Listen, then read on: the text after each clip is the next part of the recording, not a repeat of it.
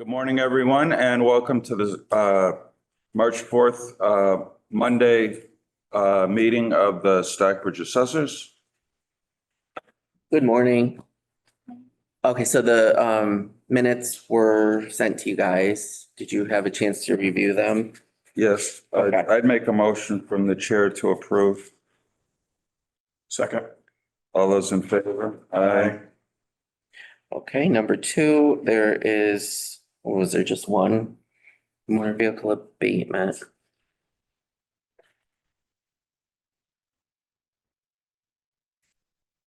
Number three, I think there's just one real estate exemption from the last one that you reviewed in executive session at our last meeting that has to be signed.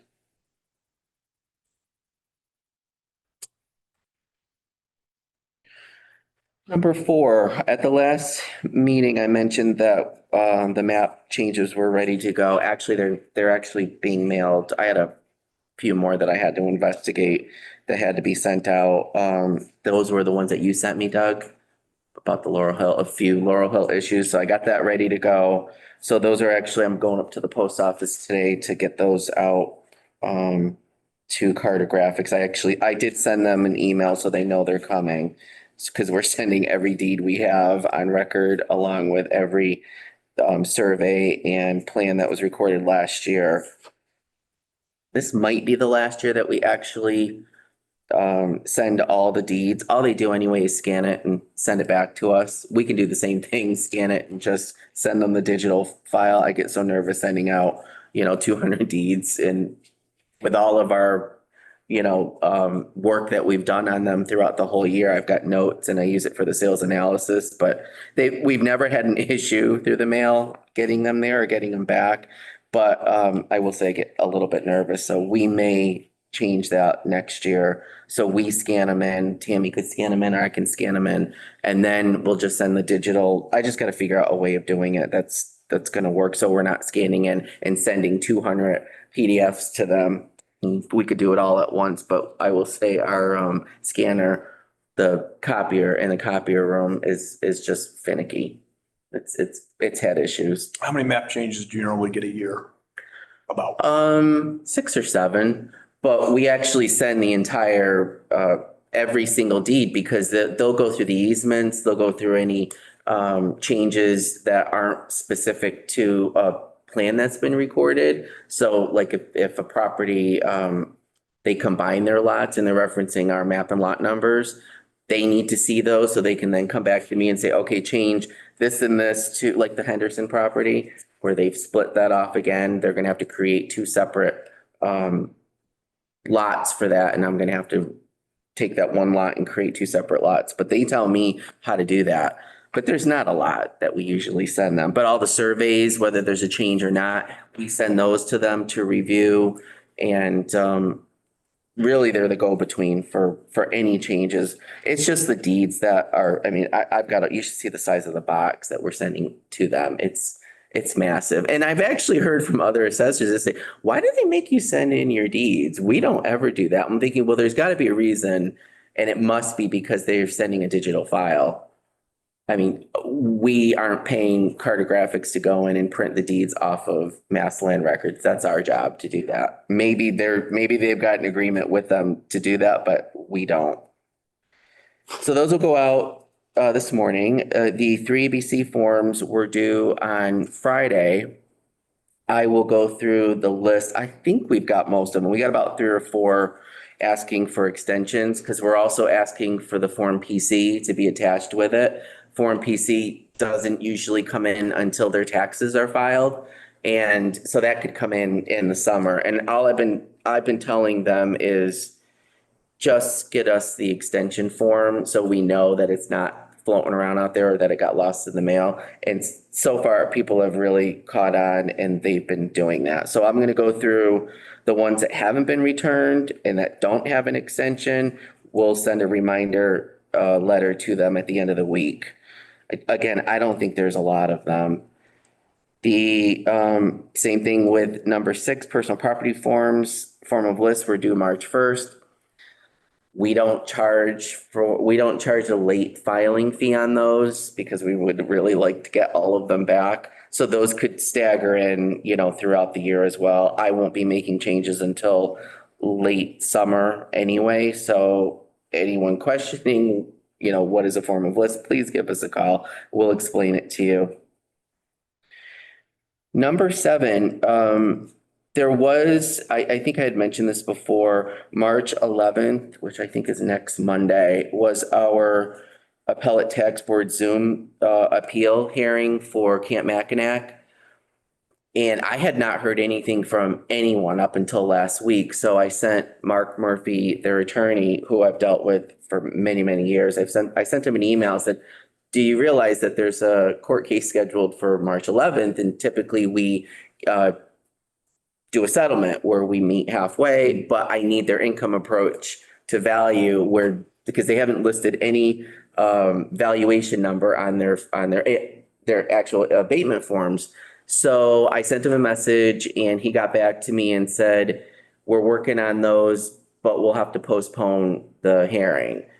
Most likely it won't go to hearing, but we move that to June 10th, which gives us plenty of time to go back and forth on this. But I can't do anything when you list nothing for, what your opinion of value is. Because if you're going to list an opinion of value and we have this particular value over here, I need to do an income approach and see what the middle ground is. We have nothing right now to go on. Also, we got a notice, which was kind of upsetting, in the mail last week for New Singular Wireless. And I don't know if you guys remember, but we settled all those cases the last 2 fiscal years. There were fiscal 14, 16, 17, 18, 19, and 20.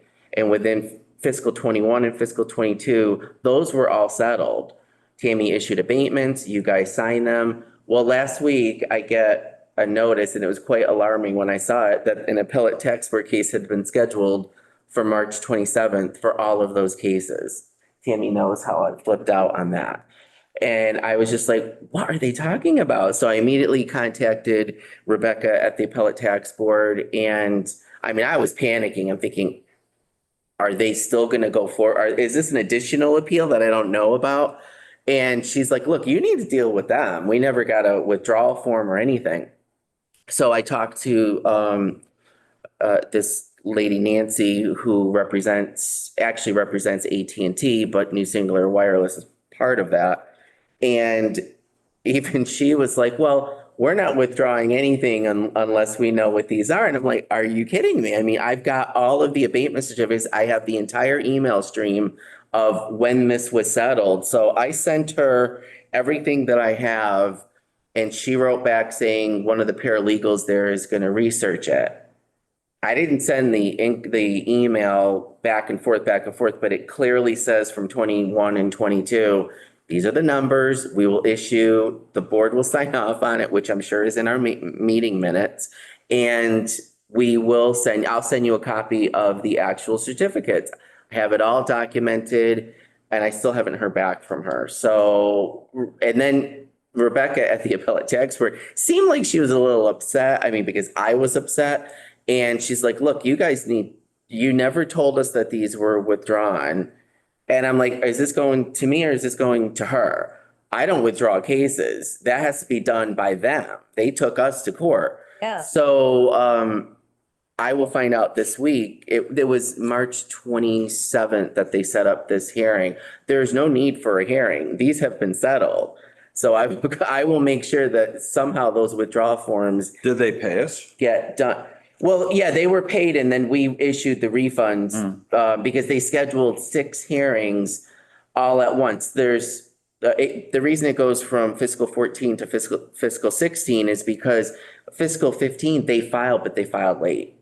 And so within our conversation of settling the cases, I remember when she said to me, what about 15? And I said, well, it's out of our jurisdiction. There's nothing that we can do. And she's like, okay, let me get back to you. I'll talk to such and such and such and such. And then I have all of it that says, okay, we're ready to go. We settled these cases.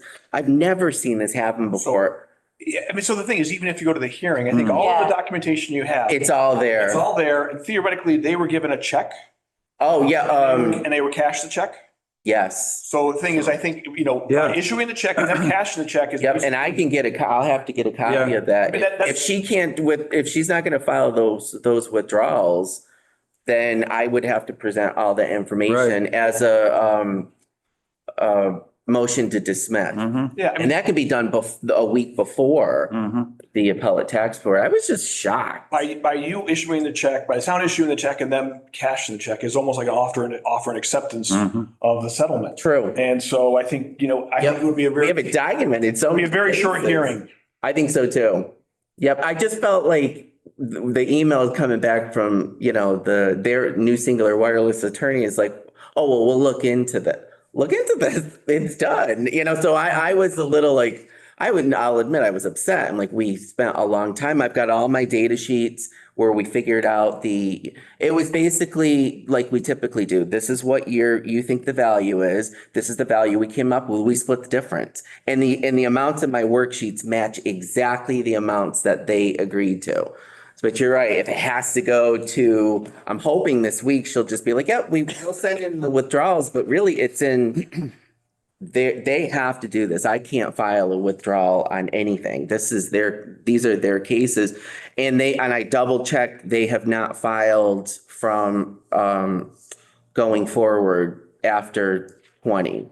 Well, they did 1 year, but it was late again. And once you do, how you guys sign the late document, we document all that stuff. You can still file any case you want with the appellate tax board, but it's up to us to make sure we catch that technicality and it gets withdrawn, which it would.